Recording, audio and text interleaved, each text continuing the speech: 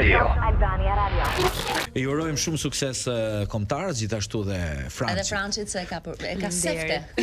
Tani Franci, ti kur ishe Miss, shkuat në Meksik, besoj, po keni shkuar në shumë qytete të botës. Jo, vetëm në Meksik. Vetëm në Meksik? Vetëm në Meksik kemi udhëtuar me Miss Universe. Për fat keq nuk kemi mundur që të shikojmë qytetet apo të shohim pak më shumë rreth Meksikës sepse kriminalistika dhe ishte një vot shumë i rrezikshëm. Po, është çik restrikte. Në qytet ishin në Cancun apo në në Meksik. Në Meksik si qytet? Mexico City. Kush ishte eksperjenca jote me vajzat atje? Kishe xhelozi midis gocave? Me vajzat në fakt kam pritur sa kam hyrë, kam thënë o zot latine do jenë, ma ti den latine 2 metra. Latinet ishin 1.60. Kështu që djem mos i krahasoni më vajzat me latine. Latinet janë të shkurtra, po kanë forma trupi shumë bukur. Asnjë lloj forme. Jo. Madje kam parë një çudi që kishin marrë dhe disa korsete që ishin kështu korset trupi, që ishin me mbushje fake. Dhe ato i vishin dhe i përdornin. I përdornin në kompeticion? Na i gjithë imazhin. Po prito cubi sa ajo se njeh gjithë latinet. Po, dhe vërtet jam zhgënjur. Kam parë pasaj vajzat që vinin nga vendet europiane, Greqia, Italia, Bullgaria, që ishin shumë bukura? Nga 2 metra, Slovakia, jam habitur. Dhe ndryshonte shumë në fakt stili stili europian me stilin e latineve. Po, më fal, një kompeticion i tillë që Miss, a supozohet që një femër duhet të jetë natyrale totalisht në edhe në trupin e saj. Dhe nuk a mendoj a është kundër rregullave që të përdorësh korset tillë?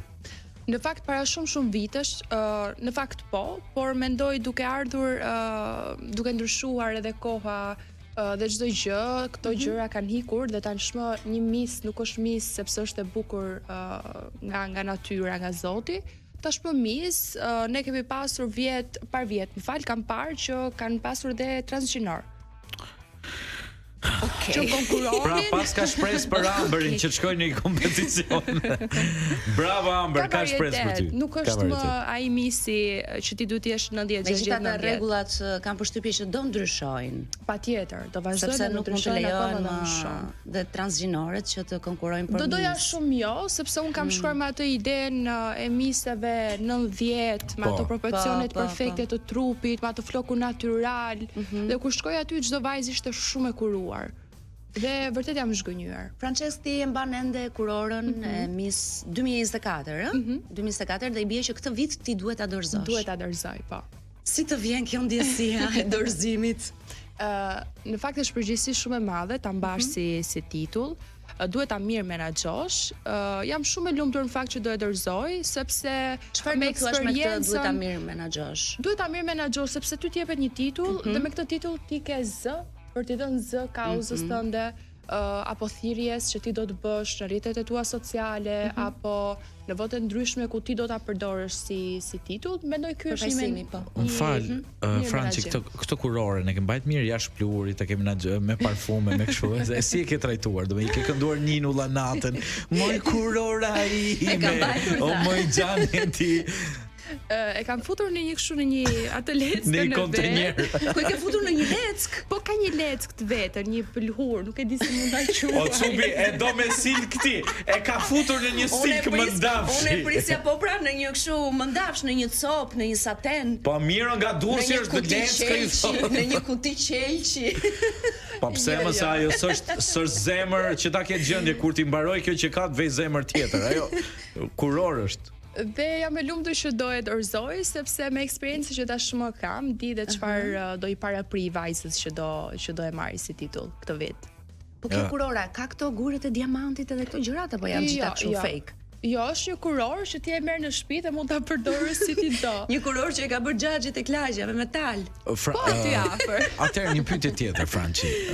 Si të ka gjetur ky vit si Miss? Të ka gjetur në një lidhje apo je një open girl për një dashuri të re që mund vi? Aman, këto pyetje të singlitetit apo je në një marrëdhënie? Mendoj, jo, po s'ta pyetem ne, do ta pyes dikush tjetër, kështu që do të pyesim ne me që të kemi këtu, se do të pyesin nesër të tjerët. Po mirë, një vajzë si unë për shembull, si mendon ti? Është apo jo single?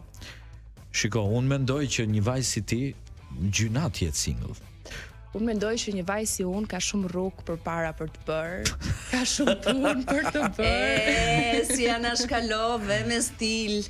I dim ne këto. I kemi bërë edhe ne këto. Francë. Subi ka bërë, pra do është beqare I kemi bërë edhe ne këto. Jo, kam dashur gjithmonë jetën time private ta mbaj sa më larg mediave dhe gjithçka.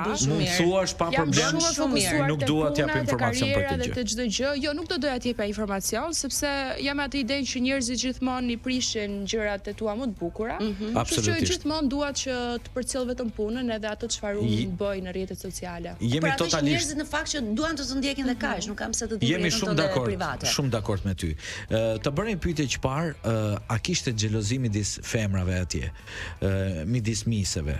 Dhe pak a shumë e Ana Shkalove ndoshta ose sepse tregohet diçka tjetër. Jo, kaluam nga pyetja në pyetje. Sepse duhet dalte një pyetje aktuale. Madje un kam pasur edhe një video që ka qarkulluar në TikTok, është bërë shumë alarmante atëherë. Me misin që ka qenë nga Dominica Republic. Po. Republika Dominikane. Po, dhe ajo ku ishte ajo kishte drama, sepse i pëlqente vëmendja e dramës. Dhe në një moment ka qenë te shkallët dhe gjithë tristin emrin e saj dhe ajo ishte një 5 minuta mos më shumë që vetëm qëndronte aty. Dhe kishte një lloj mentaliteti të tillë, dhe unë thjesht kam vënë syzet, kam zbritur poshtë edhe i kam dhënë pak një prekje me dorë me idenë që duhet hikim, sepse nga sipër kanë qenë gati 112 vajza që prisnin në radhë për të zbritur, gjithashtu dhe përgjegjësit që i bërtisnin që duhet të get out, po.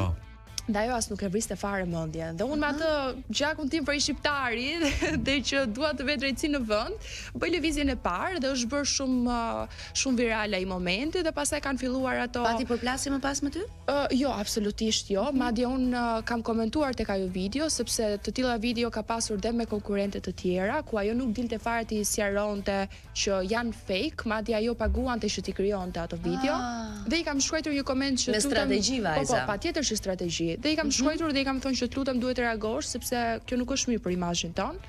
Ne jemi femra dhe jemi këtu për të bërë dhe për të nxjerrë më të mirën nga vetja jonë, jo për të ulur njëra tjetrën. S'ka pasur asnjë reagim, madje kam marrë edhe një unfollow, por që who cares? Who cares? Do rikthehemi